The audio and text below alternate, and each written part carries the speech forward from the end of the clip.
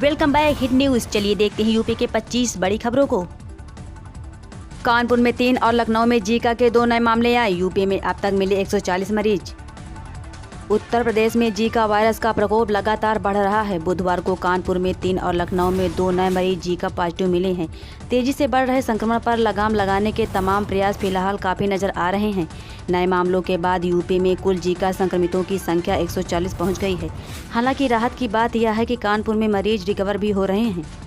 लखनऊ में अब तक 5, कानपुर में 134, उन्नाव में 1 मरीज जीका पॉजिटिव मिले हैं। स्कूलों में लग रही ट्रैफिक की पाठशाला, पुलिस बच्चों को दे रही यातायात नियमों की जानकारी। बिना हेलमेट के बाइक या बिना सीट बेल्ट लगाए कार चलाने वालों को उनके बच्चे ही टोकेंगे। इसके लिए स्कूलों में ट्रैफिक की पाठशाला लग रही है। यातायात माह के तहत चल रहे जागरूकता अभियान में ट्रैफिक पुलिस स्कूली बच्चों को ट्रैफिक नियमों की जानकारी दे रही है। पूर्वांचल एक्सप्रेसवे की एयर स्ट्रिप पर पहुंचे अखिलेश, बोले भाजपा के लोग 5 साल पीछे, हमने किया था शिलान्यास, समर्थकों का उमड़ा हुजूम। पूर्वांचल एक्सप्रेसवे की एयर स्ट्रिप पर बुधवार देर रात अखिलेश यादव एयर स्ट्रिप पर पहुंचे। कोरेभार ब्लॉक के अरवल कीरी स्थित एयर स्ट्रिप पर समर्थकों का हुजूम उमड़ा। तय कार्यक्रम से 10 घंटे विलंब होने के बावजूद अखिलेश यादव के लिए भीड़ जमा रही। उन्होंने कहा, हमने जो कर दिया वो यह लोग अब कर रहे हैं। भारतीय जनता पार्टी के लोग समाजवादियों से 5 साल पीछे है।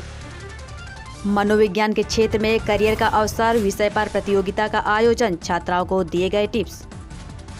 रामपुर जिले में राजकीय महिला स्नातकोत्तर महाविद्यालय में व्यवहार विज्ञान मंच मनोविज्ञान विभाग के तत्वाधान में मनोविज्ञान के क्षेत्र में करियर के अवसर विषय पर साक्षात्कार प्रतियोगिता का आयोजन किया गया। इस प्रतियोगिता के माध्यम से छात्राओं की छिपी प्रतिभा को निखारने एवं उन्हें करियर के क्षेत्र में मार्गदर्शन करने का प्रयास किया गया, जिससे वे भविष्य में स्वतंत्र रूप से एक सक्षम एवं सही करियर का चुनाव कर सकें। अखिलेश की एक झलक पाने को बेताब दिखे कार्यकर्ता, सपा नेता राजीव राय ने किया स्वागत। 6 घंटे के इंतजार के बाद मऊ के सराय लखनसी थाना क्षेत्र के उस्मानपुर गांव के पास पूर्वांचल एक्सप्रेसवे पर अखिलेश यादव स्वागत स्थल पर पहुंचे। यहां पर सपा नेता राजीव राय ने उन्हें फूल माला पहनाकर स्वागत किया। अखिलेश यादव ने राजीव राय के साथ वहां पर मौजूद लोगों को हाथ हिलाकर उनका अभिवादन स्वीकार किया। दलितों, कानून व्यवस्था और युवाओं पर होगा खास फोकस, 4 नवंबर तक देनी होगी रिपोर्ट। लखनऊ में आज भाजपा की घोषणा पत्र समिति की पहली बैठक हुई। उत्तर प्रदेश के संसदीय कार्य, चिकित्सा, शिक्षा एवं वित्त मंत्री सुरेश कुमार खन्ना ने आज अपने आवास पर सुबह 11 बैठक बुलाई थी। घोषणा पत्र समिति की इस पहली बैठक में विधानसभा चुनाव 2022 की घोषणा पत्र को लेकर चर्चा हुई। समूह मालिक RK अरोड़ा की कोठी समेत कई कार्यालयों से दस्तावेज जब्त, कर्मचारी हिरासत में। नोएडा की सबसे बड़ी रियल एस्टेट कंपनी सुपरटेक की मुश्किलें बढ़ती जा रही हैं। प्रवर्तक निदेशालय ED और दिल्ली पुलिस की आर्थिक अपराध शाखा EOW ने कंपनी के मालिक RK अरोड़ा की कोठी और कार्यालयों में छापामारी की। केंद्रीय मंत्री बोली, प्रियंका महिलाओं के लिए हुई लेट। राज्यसभा सांसद बोली, 2014 में मिली आज़ादी। ताज नगरी आगरा में कमल शक्ति संवाद और प्रबुद्ध महिला सम्मेलन में बतौर अतिथि शामिल हुई। भाजपा सरकार की केंद्रीय मंत्री ने विपक्षी पार्टियों को व्यक्तिगत पार्टियां बताते हुए भाजपा सरकार की जमकर तारीफ की और महिलाओं के साथ के सवाल पर कहा कि प्रियंका गांधी लेट आई हैं, उन्हें अब मौका मिला है और उनकी लड़ाई तो अपने भाई और मां से पहले ही चल रही है। रक्षा मंत्री राजनाथ सिंह ने झांसी जलसा का शुभारंभ किया। बोले, जिस देश में सुई नहीं बनती थी वहां 209 हथियार बनेंगे, यह शौर्य की धरती है। रानी लक्ष्मीबाई की जयंती पर योगी सरकार झांसी में राष्ट्र रक्षा समर्पण पर्व झांसी जलसा मना रही है। रक्षा मंत्री राजनाथ सिंह ने वीरांगना रानी लक्ष्मीबाई के बहाने बुंदेलखंड को साधा। उन्होंने कहा, ये शौर्य की धरती है, इसको नमन करता हूँ। अयोध्या में भाजपा निकालेगी ट्रैक्टर रैली। 23 नवंबर को किसानों के समर्थन में GIC मैदान से निकलेगी। किसान करेंगे भाजपा की नीतियों का समर्थन। पूरे उत्तर प्रदेश में भाजपा के समर्थन में किसान ट्रैक्टर रैली का आयोजन किया जा रहा है। इसी कड़ी अयोध्या में भी 23 नवंबर को किसानों के समर्थन में ट्रैक्टर रैली शहर के GIC मैदान से निकाली जाएगी, जो अयोध्या महानगर में भ्रमण करेंगे और बाद में वापस GIC ग्राउंड में आकर समाप्त होगी। प्रयागराज में कांग्रेसियों ने प्रियंका गांधी का किया स्वागत। बमरौली एयरपोर्ट पर इशारे में कार्यकर्ताओं से पूछा हालचाल, चित्रकूट हुई रवाना। कांग्रेस की राष्ट्रीय महासचिव प्रियंका गांधी बुधवार को प्रयागराज पहुंची। बमरौली एयरपोर्ट पर कांग्रेसियों ने बुके देकर उनका स्वागत किया। वह यहां 5 मिनट तक रहीं। वायरल से पीड़ित होने की वजह से वह पदाधिकारियों से ज़्यादा देर तक बातें नहीं कर सकी।